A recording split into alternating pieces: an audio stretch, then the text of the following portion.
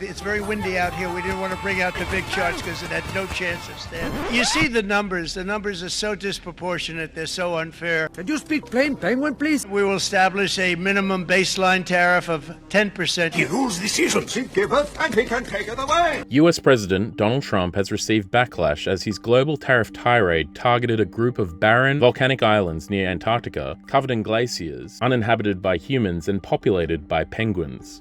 What Trump is doing is taxing penguins, not Putin. The administration's tariffs have no basis in logic, and they go against the basis of our two nations partnership. The penguins are there, no people. These tariffs are not unexpected, but let me be clear, they are totally unwarranted. The Heard and McNeill Islands, which form an external territory of Australia, are among the most remote places on Earth, accessible only via a 2-week boat voyage from Perth on Australia's west coast, with the last visit from people believed to be nearly 10 years ago. Despite this, Mr. Trump placed a 10% tariff on goods from the area, along with other territories related to Australia, including the Cocos Healing Islands, Christmas Island, and Norfolk Island. I'm not sure what Norfolk Island major exports are to the United States and why it's been singled out, but it has. While the feathered inhabitants of the Heard and McNeill Islands will not be subject directly to the tariffs,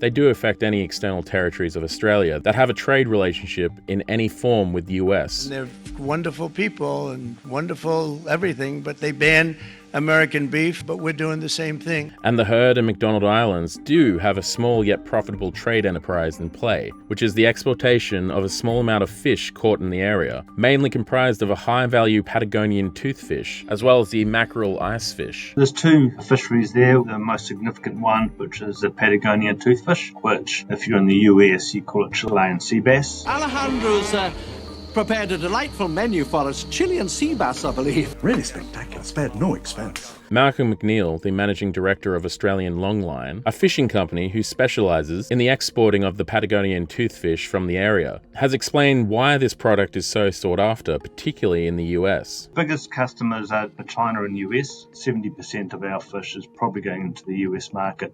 Toothfish itself, when you eat it, it's a very white flesh, so it looks good, but the most important thing to it is it has a very high oil/fat content. It keeps it moist while you're cooking it, gives it a richness to it, and also almost melts in your mouth when you eat it as well. So there is a texture side of things to when you eat this fish. And it does have a very distinctive taste.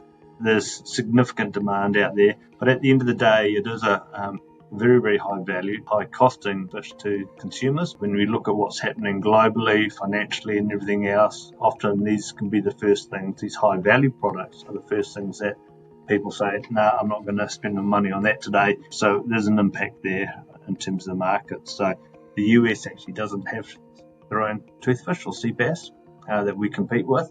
So you think, well, maybe they'll miss us in this side of things, and not obviously the broad sweep of it, of what Trump has done, has obviously brought us into that picture and impacted us as well. Mr. McNeill explained the effects of the sweeping trunk tariffs could potentially have an effect on this industry in the short and long term. The sort of silver lining is that we won't be doing it as bad as some of the other operators. What is uncertain is the US buyer especially, if their own consumers' financial situation goes downwards, does that mean they start taking toothfish off the menu or stop buying it from the supermarkets? Let alone, what is the impact of the price that we receive from it when we sell it?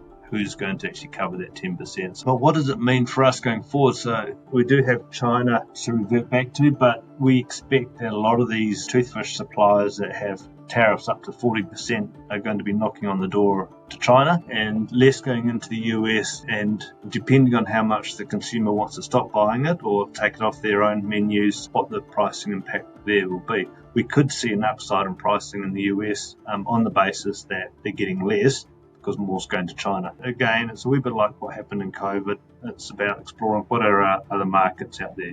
You get a bit of a scare like this, like we did in COVID in China, and you go, let's reevaluate what other markets can we enter into. So we will, as a company, will continue to, or probably step it up a wee bit, looking at what alternative markets that we can go into as well.